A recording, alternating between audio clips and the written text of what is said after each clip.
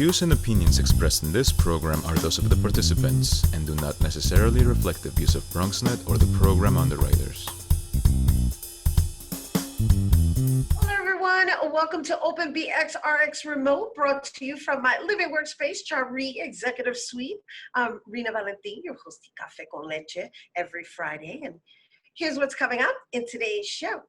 Leading things off, we'll speak to Council Member Ritchie Torres of the 15th District about the recent allocated funds to help rebuild and restore NYCHA community recreation centers, as well as his candidacy for Congressional District 15. After that, we'll find out how you can get close and personal with some of the most talented Latinx and international artists when we hear about Pregones Prtt's Remojo 2020. Then we'll learn about the Kente Royal Gallery COVID-19 and Black Lives Matter group exhibition, highlighting the racial injustices amongst Black and brown people in this country. And later on in the show, Bobby C brings us an up-to-date with the latest headlines in the world of sports. And lastly, this week's Open Artist Spotlight features La Otra Media, a Puerto Rican indie rock band who will perform their new single, Aguantar. So sit back y prepárate. All this and more is headed your way, because now we are officially open.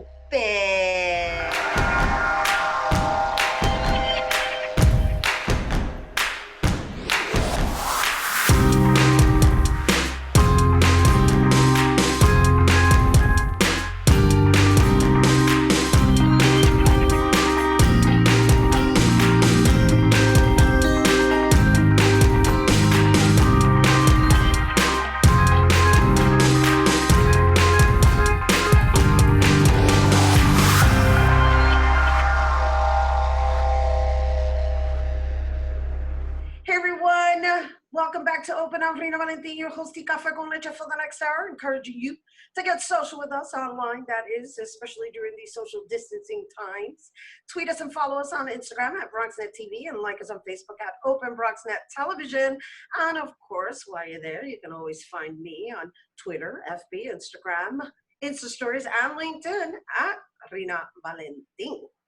So our first guest was elected as the youngest New York City Council member in 2013. He has been serving his community by enacting legislation to improve safety and quality of life for thousands of NYCHA residents. And now he's running for the 15th Congressional District and likely may become the first openly gay Latino in Congress. And joining us to discuss his candidacy, public housing, as well as his recovery from COVID-19. Please welcome Council Member of the 15th District, Ritchie Torres. Hello and welcome. And shall I open up by saying congratulations on all of your victorious wins. I appreciate the kind words. It's an honor to be on your show. Well, thank you for being here with us. And like I said, congratulations on winning the primary. Congratulations on beating COVID-19. Let's talk a little bit about that and the impact it's had on you, on your district, and on all of us, and what you've been able to learn from having experienced it firsthand. Sure. So I'm fresh from a congressional run. I was running in the craziest possible race at the craziest possible moment against the backdrop of COVID-19. At one point, I contracted COVID-19 myself, which took me out of commission for about a month. So nothing's more destabilizing than to find yourself infected with a new disease in the midst of a fiercely contested congressional campaign. And the Bronx was the epicenter of the COVID-19 outbreak. Almost all the COVID-19 fatalities had at least one comorbidity. The most common among them were diabetes and hypertension. And the rates of higher hypertension and diabetes are much higher in the South Bronx than elsewhere in the city. And that's why our borough was the hardest hit. Right. And so did you suffer from the severe symptoms? I mean, you're saying you were out of commission for a month. That sounds pretty extreme. No, I actually was able to manage my symptoms without hospitalization.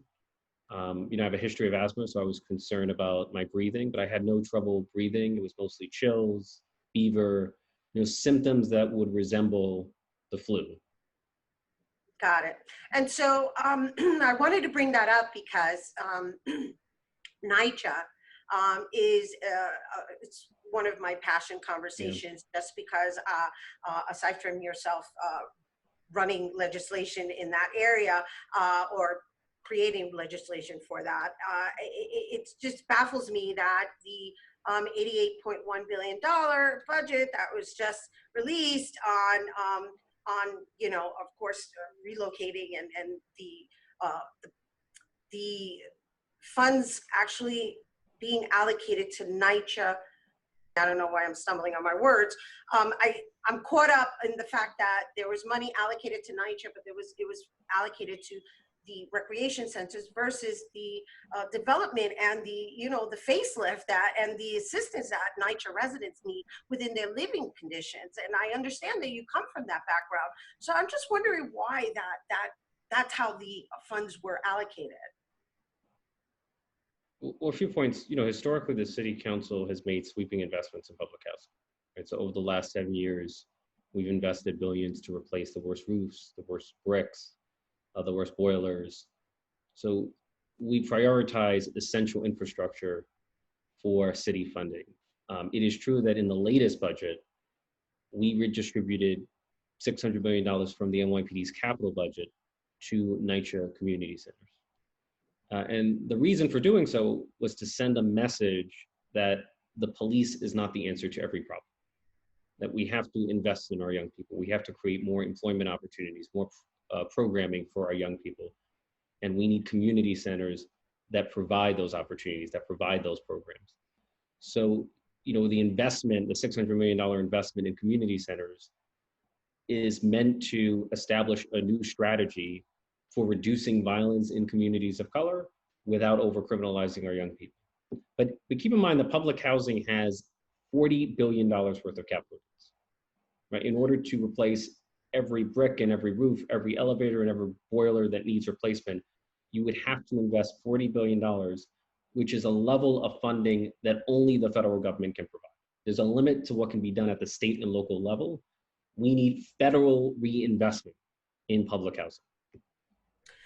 Okay, and so that being said, dealing with this situation and based on the circumstances that you're referencing, you know, there were a lot of COVID cases that came out of NYCHA residents, and a lot of that has to do with the living conditions. So how do you see yourself pursuing just revising these living standards and these circumstances? It comes down to resources. We have to invest resources to fundamentally rehabilitate public housing.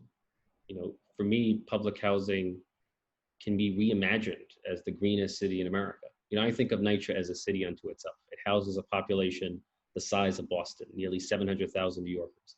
If NYCHA were a city, it would be the largest city of Black and Brown Americans in the United States. And instead of allowing public housing to remain a stigma, why not reinvent it as the greenest city in America?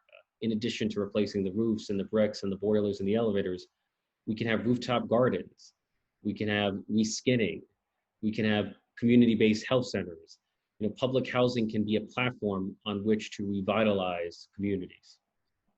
That's actually a wonderful idea. And do you think that this— you know, murals and art, you know, yes, we should harness the imagination to reinvent public housing as the gold standard of sustainable, affordable housing in America. And so, of course, the greening for breathing aspect of it, the art for visual pride and acknowledgement of culture.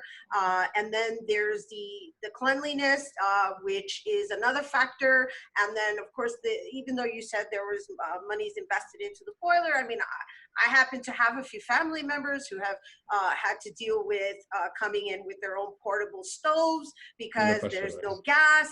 It's just, I personally have a hard time understanding why people are living under these circumstances in the greatest city in the world. It's a fair point, but keep in mind, you know, even if the city makes a $2 billion, $3 billion investment, which is substantial, it is a drop in the bucket in the grand scheme of a $40 billion capital need. And so that capital need is so overwhelming that it requires investment in the federal government. Only the federal government can run a deficit, and only the federal government can provide NYCHA with an infusion of $40 billion to rebuild itself. And so in running for Congress, what do you foresee yourself bringing to the table in making a difference? My highest priority is going to be affordable housing in general and public housing in particular. I see public housing as the greatest safety net of deeply affordable housing in the United States. And we all benefit from public housing, regardless of whether we live there. The largest employers in public housing are the Department of Education, the MTA, the New York City Housing Authority itself. It's the essential workers who are risking their lives so that the rest of us can safely shelter in place. We all benefit from the housing stability that NYCHA gives to our most essential workers who are risking their lives for us every single day.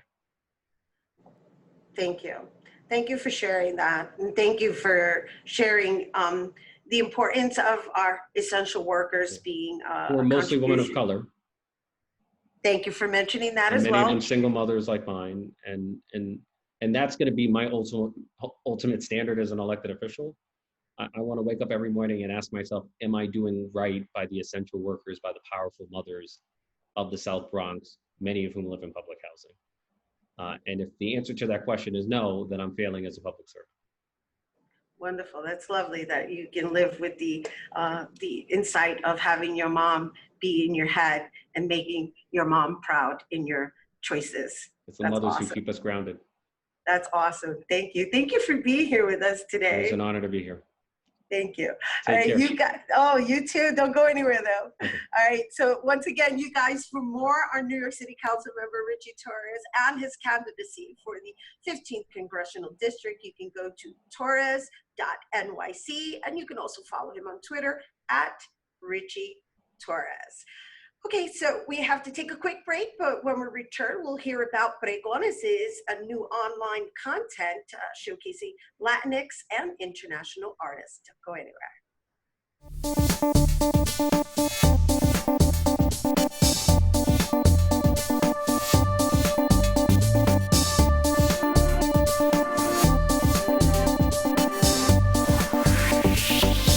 Zoos in North America, located in the Bronx, is planning to reopen their gates again. After a 4-month closure due to COVID-19, the Wildlife Conservation Society announced that the Bronx Zoo and 4 other WCS zoos will open for guests July 24th. On behalf of our entire staff, I'm happy to welcome you back to our parks. In an effort to prioritize health and safety, General Director for WCS Zoos and Aquarium, Jim Brahini, announced that the 265-acre park will implement changes for all guests planning to make a visit to the zoo. The WCS reveals they will set a maximum capacity limit and introduces advanced ticketing to all of their parks. All visitors, including members, must have a date-specific admission ticket. The new rule will also extend to those who rely on free Wednesdays for the zoo experience. A limited number of tickets will be available each day, and tickets will not be sold at the entrance. WCS members must also reserve a date-specific ticket before visiting. To further protect the health and safety of both guests and staff, the WCS rolled out mandatory health and safety requirements, which includes contactless entry with a ticket bought in advance, face mask and social distancing requirements from all staff and guests, and limited contact at food and retail shops. Guests must also make every effort to maintain social distancing, so please be sure to keep at least 6 feet away from others as you move around the park. Pay attention to all signs, including one-way paths and spacing markers when waiting in line. Please supervise the young children in your group and always keep them close to you. The Bronx Zoo is currently only offering outdoor exhibits and grounds. Indoor exhibits like Jungle World, the Congo Gorilla Forest, and interactive experiences like Zoo Center and camel rides will temporarily remain closed as the park informs guests to expect these changes, as well as changes with exhibits that are scheduled to open. To book your ticket or see the full list of new rules and regulations, visit BronxZoo.com. Reporting for BronxNet, Kim and Aline.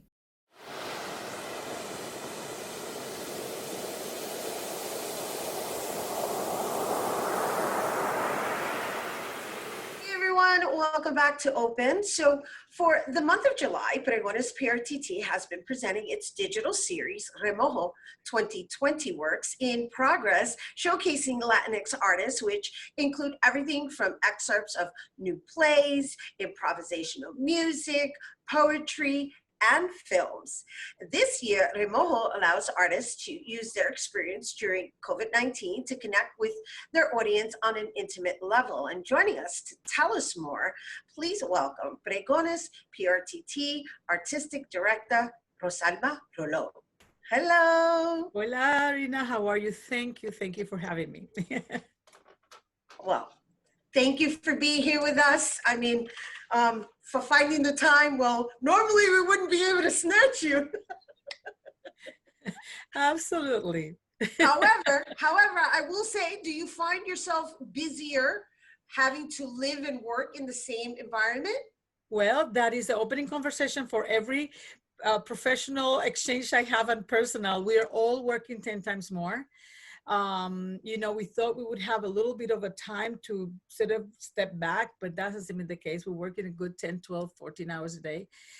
Because everything takes 3 or 4 steps more. You know, it's like you cannot open your office door and say, "Hi, may I have that?" Or here it is. So no, it's more, and also because you and I and so many of us have joined coalitions and support systems and professional networks where we have to talk about the future and about the present as well, about the immediate future, I should say. So that adds to our daily tasks. But here we are, you know.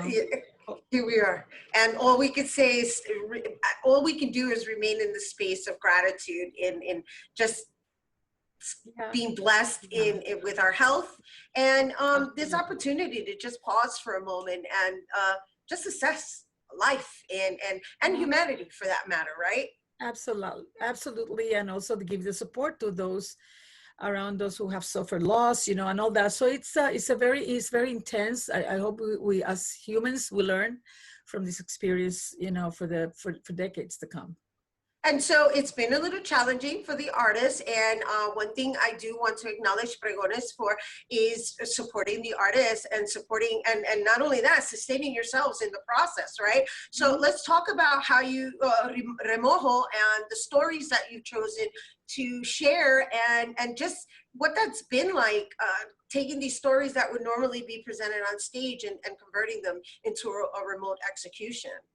Well, you know, it's been fascinating because our season began July 1st. So therefore, we thought, how can we launch it with optimism, with hope, and also with security for the artists that we work with? The artists are at the core of our values. You know, we're artist run, artist led, and so therefore, we need to make sure that artists around us are in at a good place. So even when we closed in March, our March's Music series, we only gave 2 concerts. We honored all the contracts for the entire month for all of the musicians, everyone who was just losing work day after day.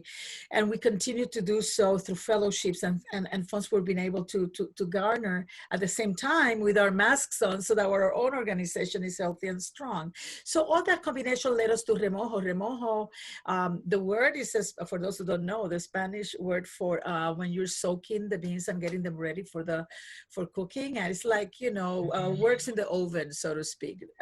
So we reached out to our ensemble and to other artists who work with us consistently, and we said, typically we have one evening on the stage where we have 4 or 5 artists, and we present 15 minutes of ideas that they're thinking of, or either a script that they're reading, or an actual play that they have a mini play or a composition.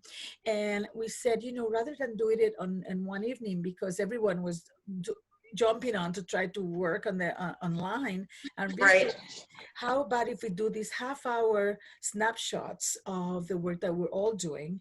So bottom line is, and we resulted in 5 amazing weeks that you know, from July 1st, Monday of July through August 3rd, which is the first Monday of August. All of those Mondays from 7:30 to 8 o'clock, we present 2 pieces, about 15 minutes each.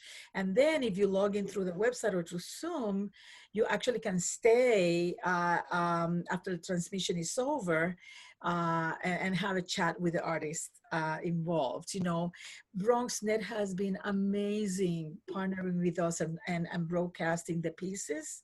So that's another option for people who, you know, prefer to just have that half hour. So there's just many ways in which we are working together now more than ever to make this happen. But the end result is, you know, 8 playwrights on contract, 32 actors and musicians on contract throughout the summer, which is, in fact, usually even in normal times, a slow time. It hasn't been for us. Everything that you see on Mondays is pre-recorded, is curated with a magnificent editor that we have. And so we were prepared, I think, because we have been doing online work with sister companies from around the world now for 8 years. So perhaps we just were a little readier than other people. Right. But what we are seeing online is beautiful in all fronts, in most fronts. So we hope that people will come in and continue to support other artists who are doing online work as well. Beautiful, and it's so wonderful that you continue to support artists on an essential level, right? Because I think artists get overlooked, and meanwhile, I personally perceive us as essential workers because we provide the therapy aside from working out our own therapeutic issues through the art that's created. And so, before we go, let's just share what's left with Remojo, because while it started, the presentation began at the beginning of July. You're going to August. I understand you have Until Rey, Nombre en Proceso, and then on August 3rd is Torched, which is yours. And we don't have much time, but I wanted to give everybody a little insight of what your presentation is going to look like. Sure, thank you. And yes, Monday, remember, yes, Until Rey at 7:30, and then we have Nombre en Proceso, Bronx artists, ensemble members, amazing. You'll recognize some of the actors on those pieces on Monday because they're well known in television and in film as well, and on Broadway. So you'll see a good range of people. And then that's a Monday. And then the 27th, and then on the 3rd is Torch, which is a piece I've been working on for some time. It's just a spotlight on some of the stories that surrounded the 70s, the late 60s and 70s regarding the Bronx fires and fires in the South Bronx specifically. And the various stories collected from people who lived it. It's a bit of shedding also some more light, because it has been done, on some of the true perpetrators and guilty parties in most of these fires. So we will be addressing those issues as well as a good big shout out to the firefighters and that work with the community and have written books and diaries, and so that's, you know, that's what the piece is about. The composer, Desmar Guevara, who's a longtime composer, musical director of our company, has made an amazing arrangement. For these 15 minutes, these are just like snapshots of what we're going to see, but it does feature our Bruja Caridad de la Luz and the role of Gina de la Vega. Mira que nombre. And Gina is the narrator in 2020, and then we go back to a female reporter in 1977 and an Irish firefighter in 1973, and just trying to get all that together. It will be bigger. It'll be 7 to 8 ensemble members and a dance company and a band. So when it's all done. So, but I hope that you get a little taste of it on August 3rd at 7:30. Well, thank you for sharing, for giving us a little glimpse of it. And I hope everybody's prepared to watch it. I mean, they have a couple of weeks to prepare for it. And thank you for being with us today, Rosalba. And you guys, our pleasure. Mwah. Be sure to stream the last 2 areas of Pregones PRTT's Remojo 2020 on Monday at 7:30 on BronxNet.tv. And for more on Pregones projects, you can visit PregonesPRTT.org. We do have to take a quick break, but when we return, we're going to learn all about the new exhibition, Bringing Light to BLM. Don't go anywhere.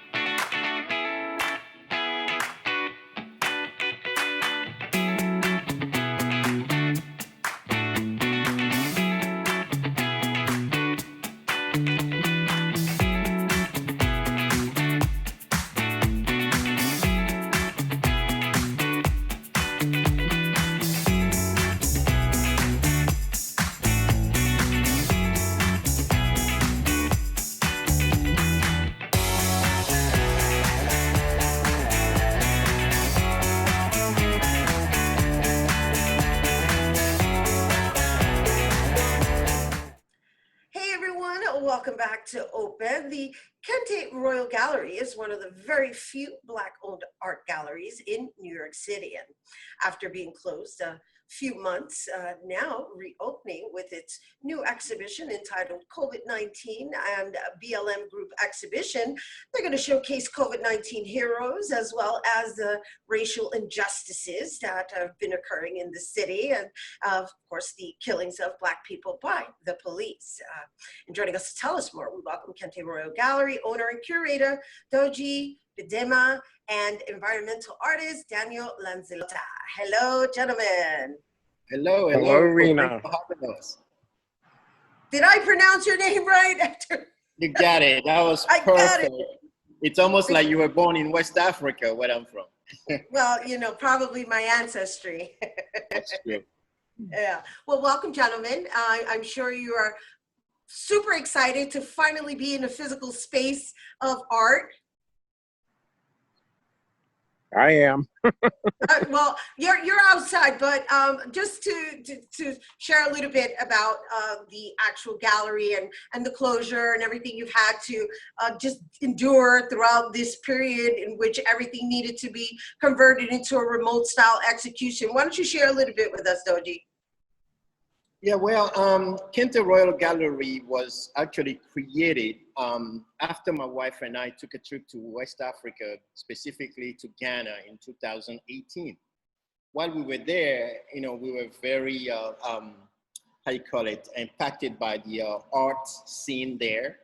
And when we came back to New York, we were like, okay, it would be great if we can like bridge the gap, bridge the space between art of people of African descent on the continent or in the US, the Caribbean, the Latin America, or even Europe and Asia.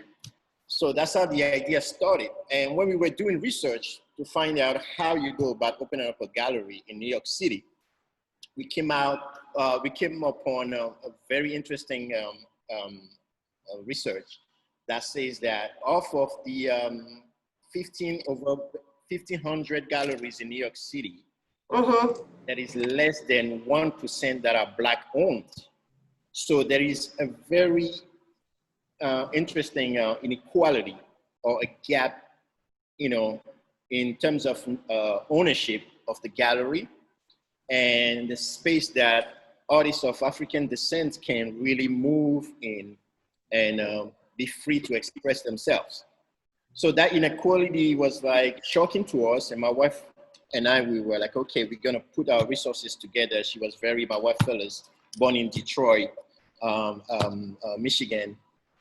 She was very encouraging, you know, with the idea of opening up a gallery to support underrepresented artists of the African diaspora.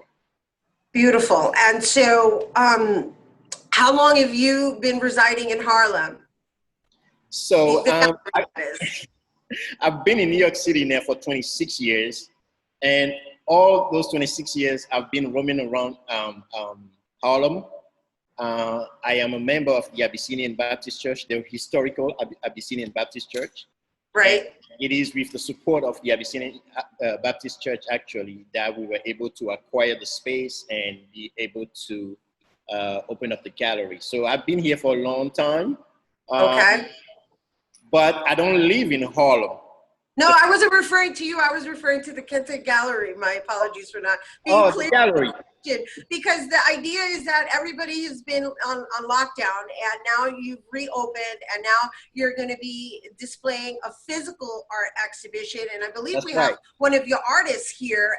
And so I just wanted to share a little bit of the background in everything that we've all had to endure during this gradual reopening. So I'm sure you're excited to show all of this amazing work. I love the topics. Obviously, they're relevant to today's certain specific situations. It's a shame that we're still living in this unforeseen reality of inequality, but I did want to talk to Daniel a little bit because Daniel is an environmental artist, and I wanted to talk about your work and how you became part of the Kente Gallery exhibition. I was very lucky to walk into Kente Gallery basically when it opened. I live in Harlem. I lived in Bedford-Stuyvesant before that, and I've been an activist for the environment for many, many years. I use trash as a metaphor on how we treat the environment, but it basically always comes back to a complete circle about how we treat each other. And my own ethnicity is involved in this story. My grandfather was Sicilian and North African, descendants through Tunisia. And so I've always been involved with the issue of race. And race is a very important topic for me because I've always put other on applications. And it just happened to me again. I went to the doctor this past week, and there's that question, and it's a very fascinating subject, and American history is very fascinating to me. I've lived abroad. I lived in France for many years, and looking back at this country, I saw it from a different perspective. I didn't see it I didn't see it the same way as I left. Right. And how insane the subject matter is. It really is. It's confusing when we live in a country of such diversity, and then there's a small group of people, white supremacists, who would like to change the agenda and always in their favor. And I can't let that happen. So I'm very, very proud to be part of the Kente Gallery. My tagline for my artwork is, I bring significance to the seemingly insignificant. And so when I see a little piece of plastic, what does that little piece of plastic mean? It's about a consciousness of how we treat objects and how we dispose of stuff. So if we can't get our own environments intact, how would you expect us to treat each other? Right. I mean, it's the same thing. If I can change the consciousness of a person to respect an object, that means that they respect themselves first, and then others. And then we can all honor just living beings, right? Just living beings in a shared space. Right. So in order to clean the environment, to heal the earth, you have to start with yourself. Right. You can have all the legislation, you can have everything, you can have the maniac that's running the show now, getting rid of the EPA, Clean Water Act, so forth and so on. You start with yourself, you heal yourself, and then you radiate that out to other human beings. And you take care of other people. So when I use a little red dot, which used to be waste from the byproducts of my making art, and I started saving those little red dots. And I started using those little red dots as a metaphor. Basically, they're a millimeter in diameter. And I would take it with an audience. I would love to go into full details of everything that you have, but we don't have the time. It's crazy. At the end of the day is, I use art to heal me. And that at some point in time that I hope that it heals other human beings and have they come to the realization that they have to work on themselves first and then help others and then it will clean the environment.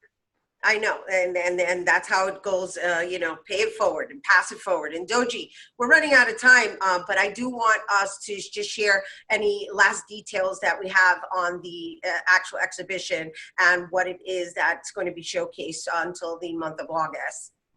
Yeah, so we were closed for 4 months, and this is the reopening of the gallery in New York City. Right. We're putting up a show together. It's a group show to give enough of our platform to diverse artists. So we have right about now, we have about 12 to 15 artists that are bringing their pieces in. So we will open on July 31st at 6 p.m. And it's going to be on display until August. Until August 30th, yeah. We are giving away the whole month of August to support artists for the community here. And we invite everybody to come in and purchase a piece to go towards helping our local artists. Beautiful. Thank you. And thank you for being of service to the artists. Thank you for being with us today, gentlemen.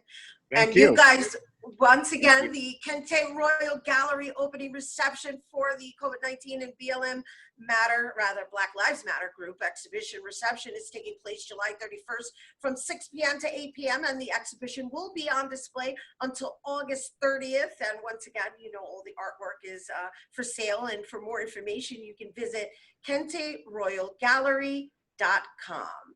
All right, don't go anywhere because Bobby C's Weekly Sports Roundup is coming up next.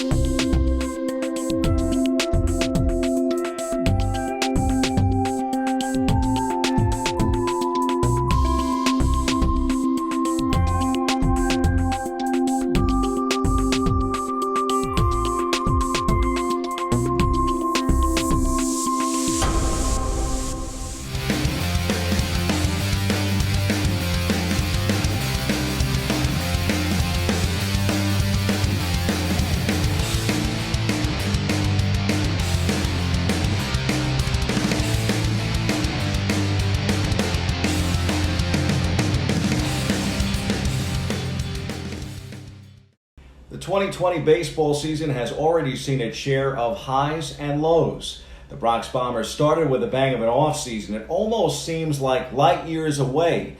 Garrett Cole stole our hearts in December of 2019 at Yankee Stadium before making his first spring training start in late February of 2020, weeks before the pandemic took a stranglehold on the Big Apple.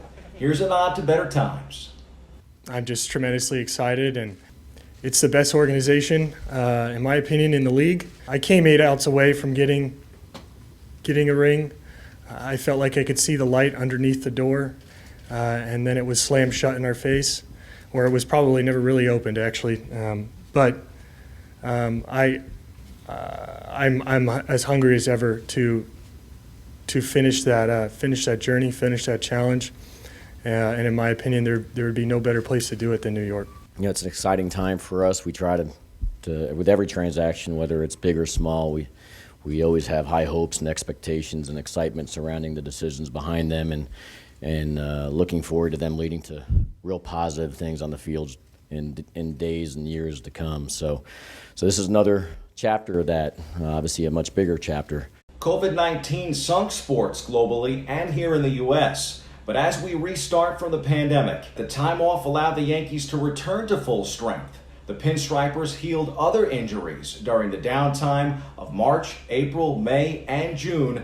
Had the season started on March 26th, the Yankees would have opened with Aaron Judge, Giancarlo Stanton, Aaron Hicks, James Paxton, and Luis Severino on the injured list. Now, all except Severino, out until 2021 with Tommy John, should be on the opening day roster as the season opens. Good to be back grinding with the team. It's gonna be a unique year for all of us. So just coming together and grinding away with all the new obstacles.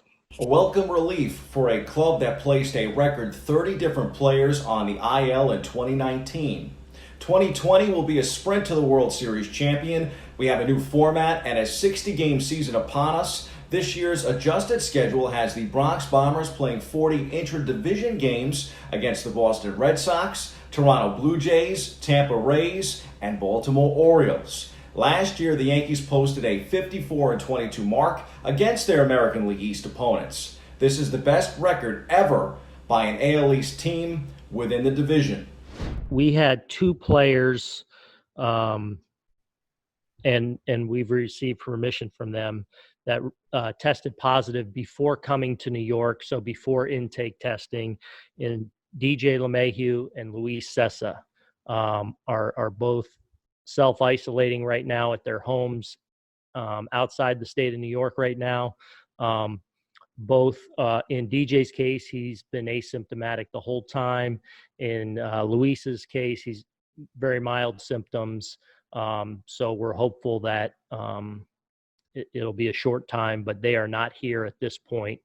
And so we'll see how that continues to unfold the next several days. The baseball seems like the least of the challenges ahead for the Yanks. There are plenty of COVID concerns as well as new protocols and procedures. We have an extra innings rule that allows clubs to have a runner on second base. Inclusion of the 3-batter minimum rule that requires pitchers to face a minimum of 3 batters before being substituted. A ban on spitting items, including sunflower seeds, peanut shells, or tobacco. Chewing gum is allowed. And pitchers will be allowed to carry wet rags in their back pockets to be used for moisture instead of licking their fingers. Who would have thunk it? Baseball in 2020. MLB suspended operations on March 12th due to the coronavirus pandemic. The league expects to finish the 2020 season by mid-October. And just in case you were wondering, on-field safety rules include no high fives, fist bumps, hugs, etc. No fighting, no arguing with umpires or the opposing team in close proximity. No lineup card exchange either between the managers before the game. There's an app for that. Players must use their own pine tar rags, bat donuts, and other equipment in the on-deck circle. Players must retrieve their own hats, gloves, sunglasses, etc. from the dugout to take onto the field, even if they end the inning on base or at the plate. Players are strongly discouraged from throwing the ball around the infield after an out, and players not expected to play in the game shouldn't sit in the dugout. Lockers must be at least 6 feet apart, and mascots are allowed in stadiums but not on the field. All of this gives new meaning to a new world for the Yankees, the sports landscape, and even those of us working a regular 9 to 5. As for the most recent baseball by the Yankees, their resumed spring training slate was a good one. 2 wins over the Mets by a combined 12 runs.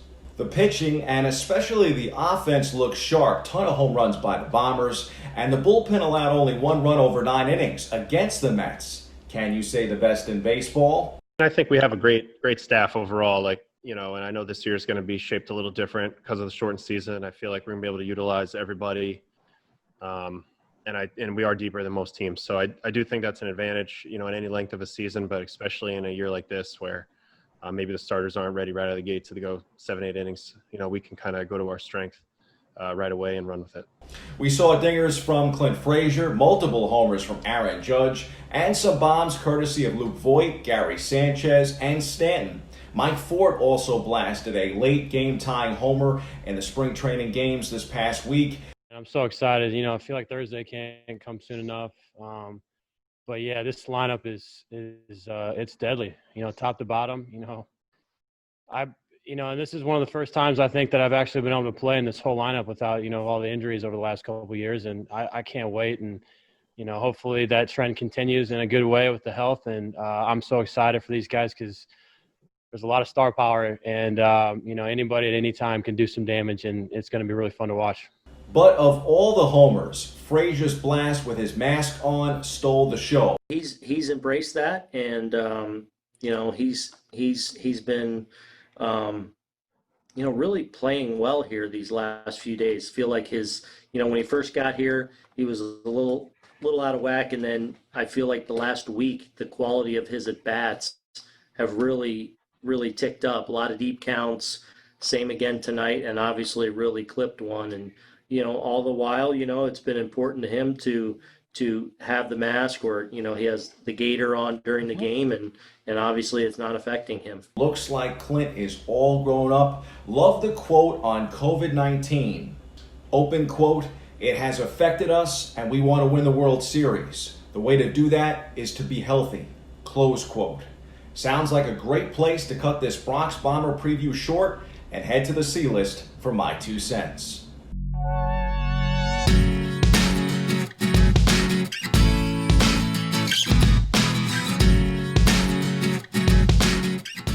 There were certainly times when it felt like we weren't going to have a season due to the months-long COVID-19 shutdown. The season will go on, though. MLB's weirdest and wildest season is about to begin, flipped upside down as the league attempts to play a 60-game season amid a global pandemic. The Pinstripers opened last night in Washington against the reigning champs. Their series will continue in D.C. this weekend.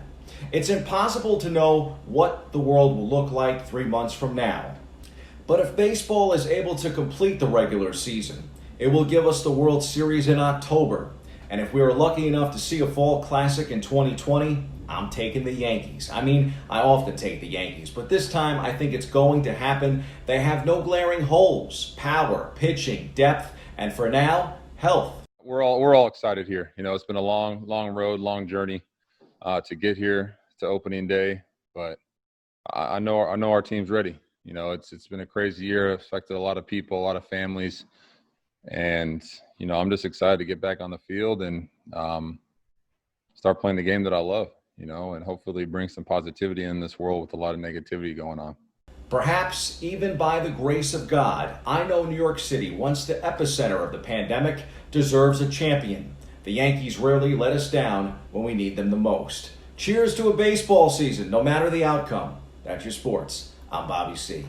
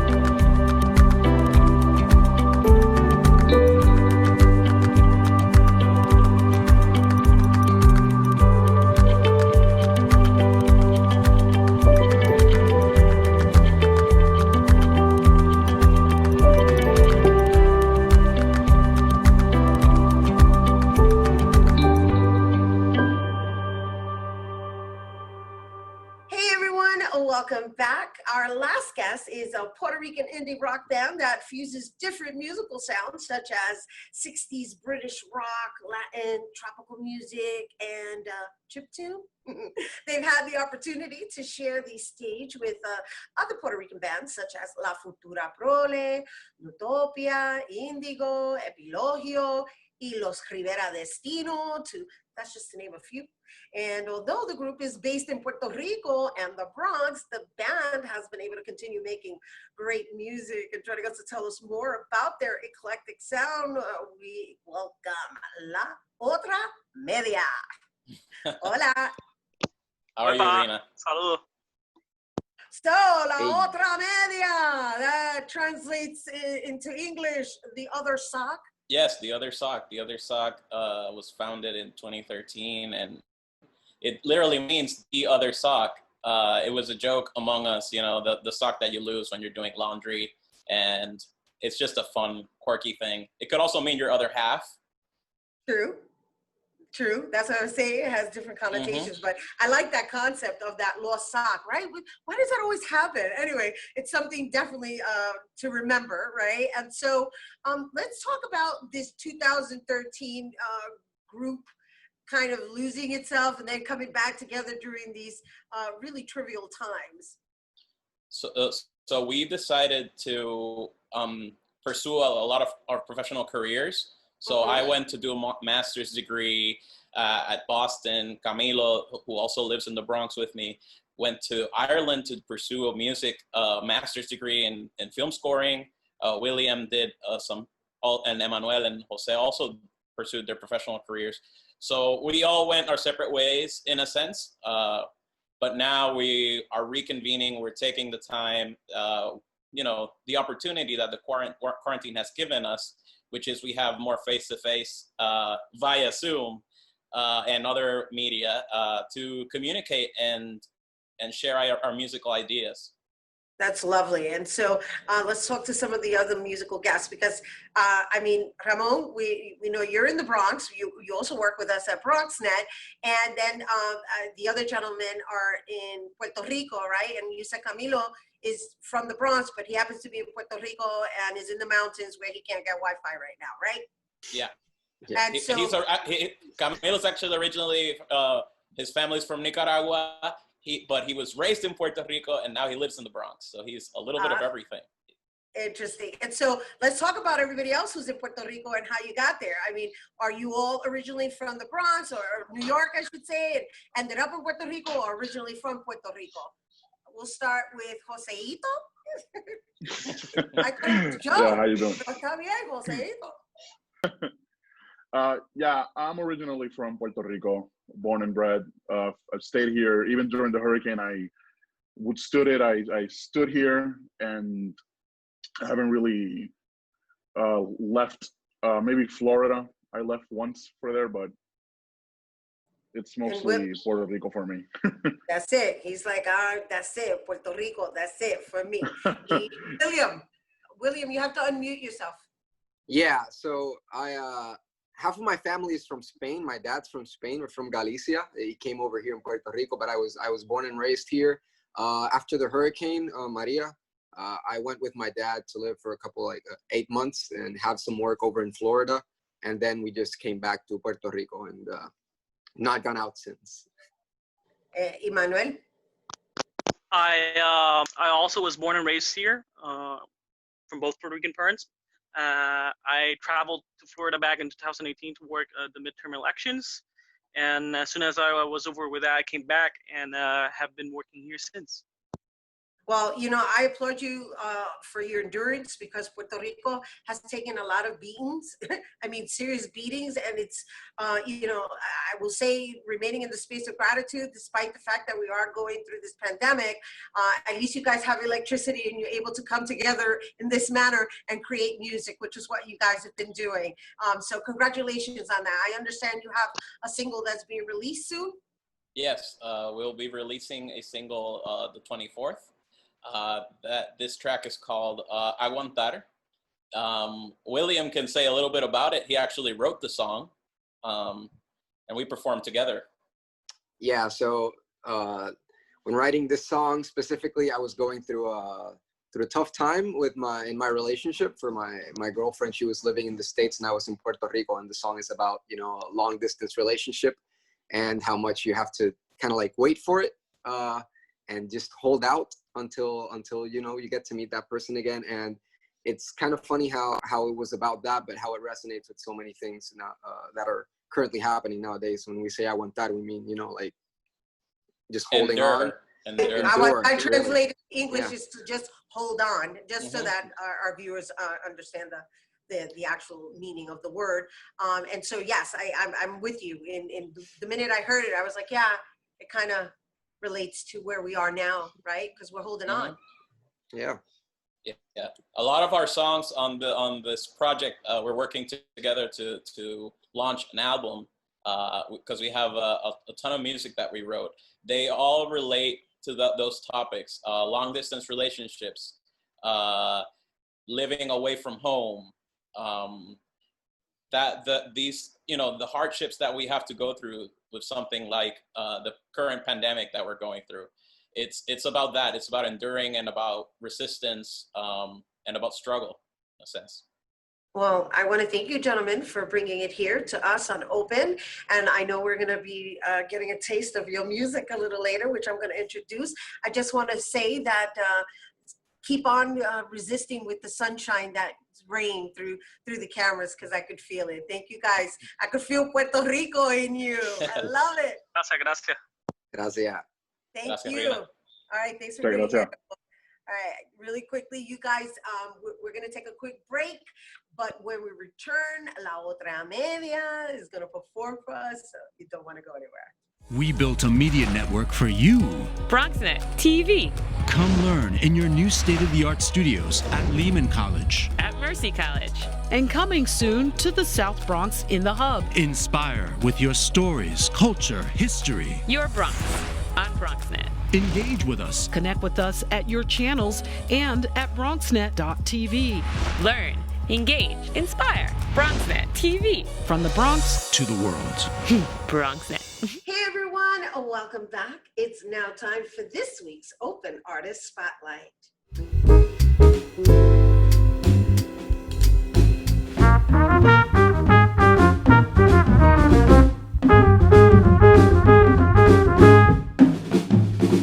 Here now to perform a pre-recorded version of Aguantar exclusively for our Open Artist Spotlight, please welcome La Otra Media. Siempre estoy seguro de que quiero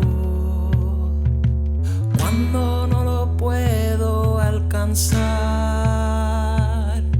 Lo siento con la yema de mis dedos. Lo siento aunque no sea verdad. Y a lo lejos, ahí estás mientras duermes. Por allá se acercan nada más. Cuánto tengo que esperar. Todo lo que hago es aguantar y aguantar, aguantar. Todo lo que pase solo para estar junto a ti. Y a lo lejos, ahí estás en la cara de alguien más frente a toda adversidad. Cuánto tengo que esperar. Todo lo que hago es aguantar y aguantar, aguantar y aguantar, aguantar y aguantar, aguantar y aguantar, aguantar, aguantar y aguantar. Todo lo que pase solo para estar junto a ti.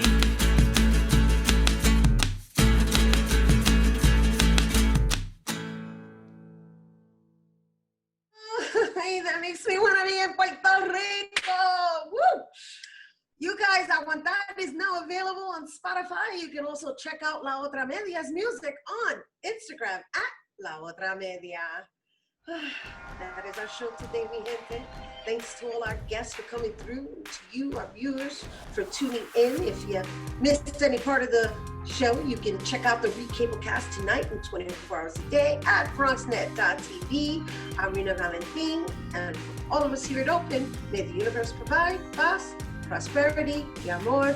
And like always, don't forget to wear your mask.